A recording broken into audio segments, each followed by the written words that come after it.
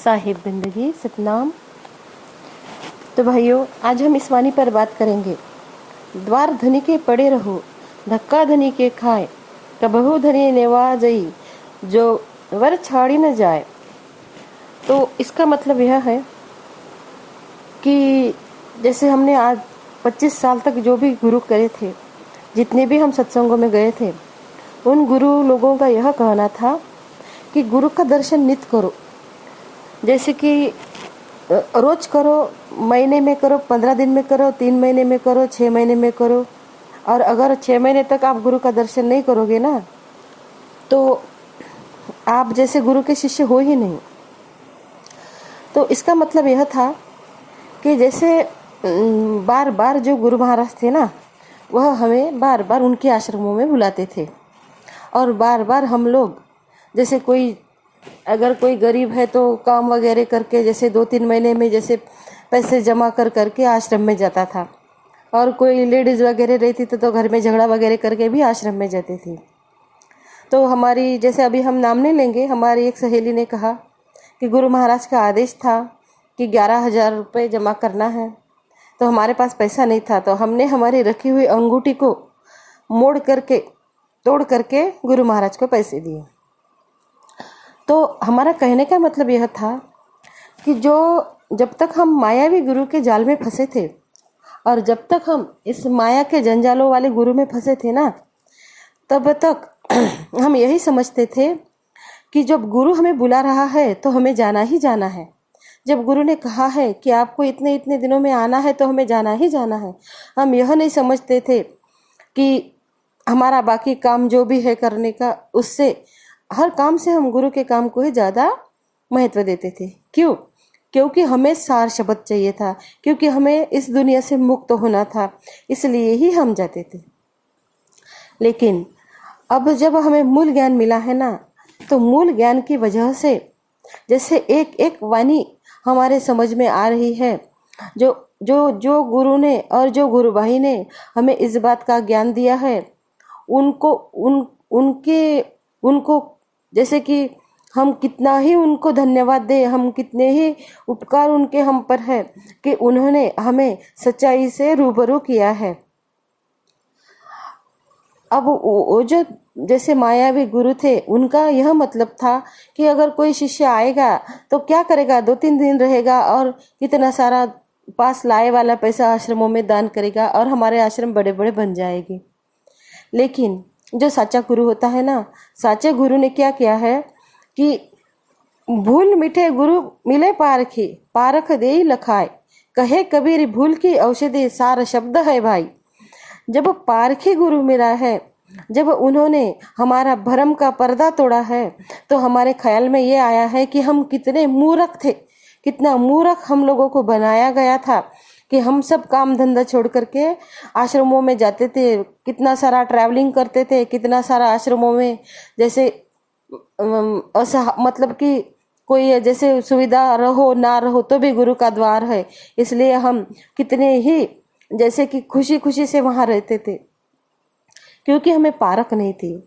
अब जब सदगुरु ने, जिस गुरु महाराज ने हमें यह पारख बताई है, यह पारख की औषधि बताई है, तो जब हमें पारखी मरहमी सदगुरु मिला है, फिर दिल में रंच मात्र भी शंका या भ्रम भ्रांति संदेह नहीं रहा, और गुरु का भय भी नहीं रहा कि गुरु जो कहते थे ना बार बार आना है, क्योंकि अब समझ में आ गया है कि गुरु तो हमारे ही पास है, हमारा शब्द गुरु तो हमारे ही पास है।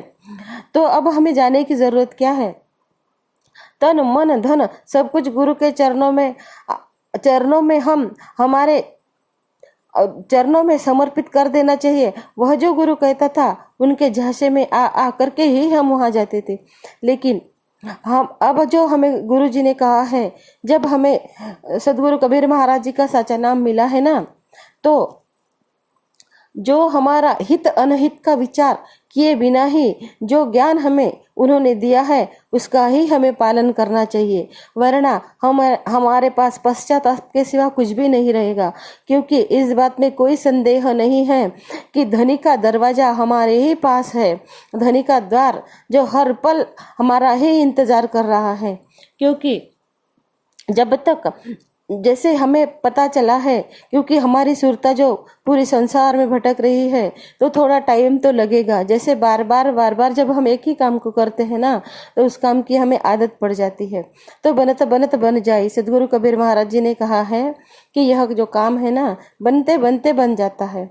सदगुरु कबीर महाराज जी का जो ज्ञान है, उनके ज्ञान के बारे में अगर हम सोचे तो उनके ज्ञान के आगे कोई भी कितना भी बड़ा ज्ञान हो, वह सूरज के सामने दीपक दिखाने के जैसा ही है। सब सदगुरु कबीर महाराज ही स्वयं आदि गुरु है, वही जीवों के परम हितैषी है। वे स्वयं कहते हैं, कृपया ध्यान पूर्वक सुने। कहे कबीर, हम आदि के अदली लाए हुकुम हुजूर, यम की लाश देख रूहों पर समर्थ वचन कबूल। क्योंकि कबीर जी महाराज कह रहे हैं कि हम आदि के अदली, यानी कि अर्थात सदगुरु कबीर महाराज जी का यह कहना है कि हम, जैसे अदली का मतलब होता है पैगाम लाने वाला, सदगुरु सतपुरुष का, परमात्मा का पैगाम सदगुरु कबीर महाराज जी ने हम तक पहुंचाया है। क्योंकि जैसे हम काल निरंजन की त्रासदी में और काल निरंजन के माया के झूले में जैसे जैसे हम झूल रहे थे, वैसे वैसे कितने ही दुख और तकलीफ हम सब सहन कर रहे थे। लेकिन परमात्मा सार शब्द समर्थ वचन वाणी के आधार पर उन्होंने सर्व आत्माओं को दुखों से दूर करने वाला जो साचा ज्ञान दिया है, उस साचे ज्ञान से ही हम काल के फंदे से निकलकर मुक्ति पा सकते हैं। और फिर इस जैसे कबीर महाराज जी को यह ज्ञान बताने के लिए ही इस धरातल पर आना पड़ा है। अब उन्होंने साचा ज्ञान और साचे शब्द के बारे में ही हम सबको बताया है, क्योंकि हमारे अंदर जो भरम का जो पर्दा पड़ा था ना, वह भरम का पर्दा सदगुरु कबीर महाराज जी के सिवा कोई भी नहीं तोड़ सकता था। अब आगे क्या हुआ कि अगर जैसे कि अब यह इतना बड़ा ज्ञान मिलने के बाद कोई जैसे सत्संगी भाइयों के मन में रहता है कि अब हमने पहले तो गुरु कर लिया, अब हम कैसे करें। तो ज्ञानी से सदगुरु कबीर ने कहा, जब लग मिले नहीं शब्द साचा, कीजिए गुरु दस पाचा। तो जब तक हमें साचा शब्द नहीं मिलेगा, साचा शब्द देने वाला गुरु नहीं मिलेगा, और हमारा जिस जो बताए हुए ज्ञान पर हमारा दृढ़ विश्वास नहीं होगा, तब तक हमें रास्ता चलना ही चलना चाहिए, तब तक हमें खोज करनी ही करनी चाहिए। जिस दिन हमारे मन में पूरी तरह से हम संतुष्ट हो जाए, उस ही जगह पर हमें रुकना चाहिए। वही जगह हमें हमारे मन को संतुष्टि दे सकती है। तो इसलिए भाइयों, अब जो ज्ञान हमें मिला है, उस ज्ञान के आधार पर हमें पता चला है कि धनी का दरवाजा जो है हमारे ही पास है। उस धनी के दरवाजे को निरंतर हमें उस ही जगह पर रहना है। संसार के सभी जीवों में परमात्मा का अंश आत्मा विद्यमान रहता है, इसलिए संसार के सभी जीवों के प्रति अपने हृदय में दया और भाव हमेशा रखना चाहिए, क्योंकि सबके अंदर वह ही परमात्मा मौजूद है।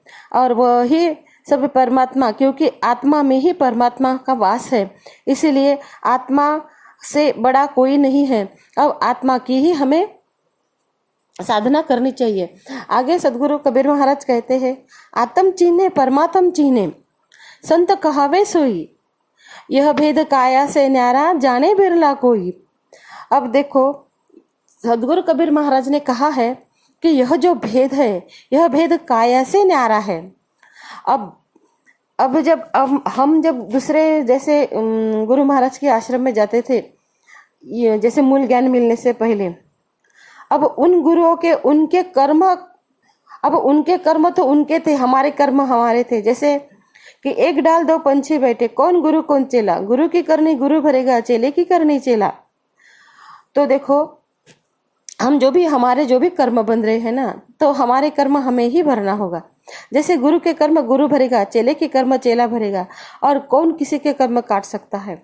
हमें हमारे गुरुदेव की, हमारे गुरु भाई की एक ही बात हमारे ख्याल में आ गई। हमारे गुरु भाई ने कहा था कि देखो, अगर तुम्हारा गुरु तुम्हें पार कर सकता है ना, तो तुम्हारे गुरु को कहो कि हमारे घर में 5 लोग हैं, और उसमें से एक जन जैसे उनकी डेथ हो गई है, तो गुरु महाराज, आप तो समर्थ हो, आप बताओ हमारे घर में से कौन से नाम के आदमी को आप उठा कर लेके गए और किसको आपने पार किया। यह अगर कोई बताएगा तब तो मानो कि गुरु सच कह रहा है, लेकिन यह कोई भी नहीं, कौन सा ही गुरु नहीं कर सकता, क्योंकि गुरु खुद माया में पड़ा है। गुरु खुद 10-10, 11-11 हजार रुपए मांग मांग कर खुद का घर और खुद का आश्रम चला रहा है। वह गुरु क्या तुम्हें पार कर सकता है? थोड़ा सोचो और समझो और अपना जो काम है, जैसे धनी के दरवाजे में पड़े रहने का, वह धनी का दरवाजा जहाँ पे गुरु महाराज ने नाम दिया है, जहाँ पे सदगुरु का परवाना है, उस परवाने में, उस जगह में नित्य नियम से जैसे चंद्र चकोर की तरह वही रहो और अपना जीवन सफल करो। साहिब बंदगी सतनाम।